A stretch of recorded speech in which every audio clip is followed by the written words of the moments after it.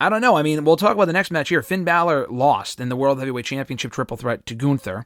Really good match, I thought, with him and Damian Priest and Gunther, all three really working well together. Great finishing sequence. Gunther winning clean, which was key. He's had a lot of interference in his matches lately, or he's been losing. Not a lot, but he lost to Cody Rhodes at Crown Jewel. Kind of an unnecessary loss. But he bounced back here with a win in a really good match. So Finn Balor took the loss in that match, as you would expect. He also lost on Monday's Raw. Not JD McDonough, but it was rather Finn Balor who took the pin for the Judgment Day, and the War Raiders becoming the new World Tag Team Champions. So we'll get to those two matches as they were first, I guess, before I ask you the second question. But what were your thoughts on the triple threat match from Saturday night's main event, as well as the War Raiders becoming the new World Tag Team Champions with an assist from Damian Priest? Because that also feels like another feud that just won't end. Yeah, no, I thought this match was good. I was kind of surprised that Balor was when they got pinned. I mean, we've seen the reports that he's supposedly going to have a breakout year in 2025. Maybe that means he's going to go to SmackDown, or he'll go on his own and he'll get a push. So we'll see what happens from there. But I was a little surprised he lost. But once he lost here, I think we all kind of figured they would lose on Raw to the War Raiders. They did lose. I mean, they had the belts for so long and they barely defended them. So hopefully putting on the real tag team, they'll actually defend them more. But, that's just wishful thinking, I believe. Yeah, hopefully the division is elevated from the War Raiders becoming champions, like you said. I'm not optimistic either. Just because we got new champions does not mean that all of a sudden they're going to start taking the division more seriously. I'm not confident in that at all, actually. We have, time will tell, but I'm not overly optimistic. Since Triple H split up the tag titles at WrestleMania, we legitimately have not had a single tag team title match on pay-per-view since WrestleMania. For the men, anyway. The women have, but the men's 2 tag titles, and you would think, that creates more opportunities for tag title matches on pay-per-views. You would be wrong, because so far the tag titles have been worse off since WrestleMania, which is kind of the opposite effect that I was hoping for. You know what that sounds like? What's that?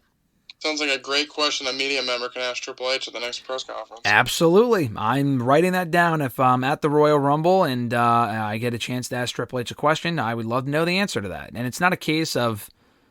that's a very valid question. I feel like, why aren't they prioritizing tag team stuff more? And it's not like it has ebbs and flows. They have not fucking defended the tag titles once on pay-per-view. And even all the other stuff that people have brought up, honestly, I don't have an issue with it. Some people do, some people don't. But, as far as the representation in some shows, it depends how far we're talking here. For a while, there was this talk of there hasn't been a black male performer in action on one of these shows in a while. And then Carmelo Hayes was in action at Crown Jewel, so that ended that streak. And then it became there's not enough certain you're not going to get everyone represented on every card, so it depends how far we're going with that sort of stuff. But not even as far as representation is concerned, which does obviously matter.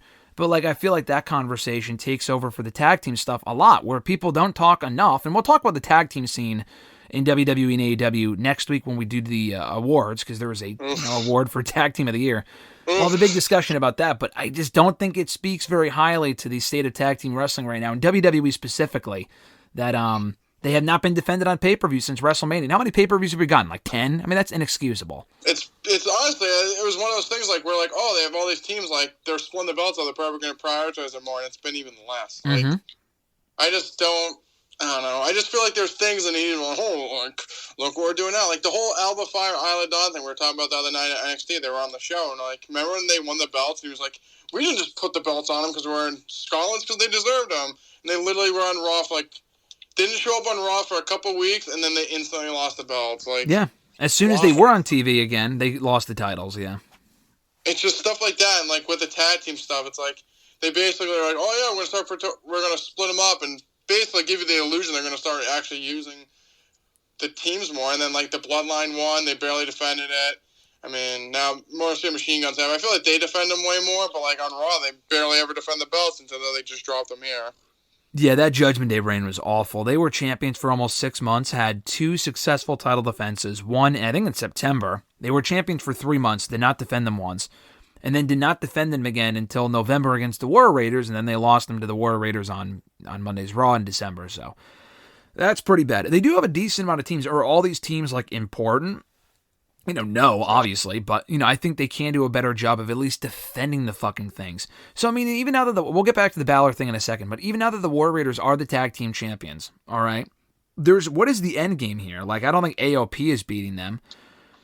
Probably the New Day, right? I mean, I know we've seen the War Raiders and the New Day a lot. I'm not really looking forward to them having another fucking feud. I guess the roles would be reversed this time, which is somewhat interesting, I guess. But, like, the New Day are going to win the belts, and even then, like, what would they even do with the tag team titles? I mean, I feel like they should be doing more singles stuff anyway. So the division's kind of in a pretty, at least on Raw, and the SmackDown stuff, they're heating up. I like the Machine Guns, DIY, Profits drama. On Raw, it's just not remotely interesting, and I'm not really sure War Raiders, as we've said, becoming champions will be the answer to their woes as far as the tag team stuff goes. Yeah, I don't think it is. I mean, maybe we'll get some transfers and I'll kind of fresh up the Raw division, like you said. Besides the New Day, or hopefully they change the name, besides them, there really isn't anyone else on Raw who would even really make sense at this point. So I'm down. I'm down for doing all the transfers or freshening up a little bit, but I like what they've been doing on SmackDown. So it's kind of like both shows are kind of two totally different spots right now. Yeah, as far as that sort of stuff goes, SmackDown is got that great story going with DIY and the Machine Guns and the Profits, like I said, and they're doing Alex Shelley and Johnny Gargano on Friday's SmackDown. They taped that in Hartford actually on Friday, which I was not there for, but I did hear about it, so I'm looking forward to that match tomorrow night on SmackDown. But as far as Balor is concerned, so he got pinned in both matches. I mean, that can't be a coincidence, right? I mean, they could have very easily had JD McDonough get pinned on Monday. You weren't going to have Priest get pinned at Saturday night's main event because he's a lot bigger of a star than Balor, who we were told recently, by the way, that he's expected to get a sustained singles push going into 2025. I'm still waiting for it. Hasn't happened yet. Maybe it's because it's not the new year yet. Maybe it kicks in on January 1st. I'm not sure. But with Balor losing all of these matches, he's got to be kicked out of the Judgment Day, right? I mean, I don't know if he leaves on his own, but the end game here, maybe not next week. I think they may have taped Raw. They did tape Raw next week. Yeah, so they probably taped Raw for this week coming up. Okay, so they probably wouldn't have done it on a tape show. But either the last show of the year or that first Netflix Raw, Balor's got to go to SmackDown, right? Because I feel like there's no other end game here. Yeah, he needs to break up from them. I mean, there has been like kind of, dissension, but like him and Liv have kind of been going at it. So I think you just split him off from them. And I mean, realistically, it should just be Raquel, Dom, and Liv anyways. Like, yeah. JD's kind of there, and same with Carlito. So I would just break them off, and Finn goes a separate way, and then I just keep Raquel, Liv, and Dominic together.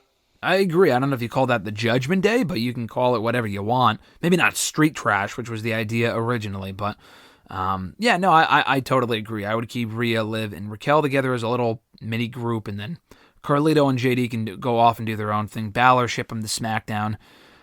It was Priest who cost him the World Tag Team titles on Monday, so I think it's safe to say we're getting at least one more match, right? I mean, this is another feud that we talked about a week or two ago. They got to blow this shit off. I was not a fan after they continued it after Survivor Series, which, like, who gives a shit? But maybe we get one more stipulation match and Priest wins, and that's when Balor goes to SmackDown. Or maybe Priest goes to SmackDown instead and kind of takes on that role that Batista had for a long time in the mid-2000s. I mean, I guess it could go either way. Yeah, they need to blow this off. I mean, the worst part is Finn's never even beat Damian, so I don't know why we keep going here, but they really need to move on from this feud. It's almost as bad as Liv and Rhea. Yeah, no, Liv and Rhea has been a better feud, I would say, overall, because at least they've exchanged wins. Balor, to your point, has never beaten Priest. I don't think even in a tag team match. So he just has no credibility whatsoever.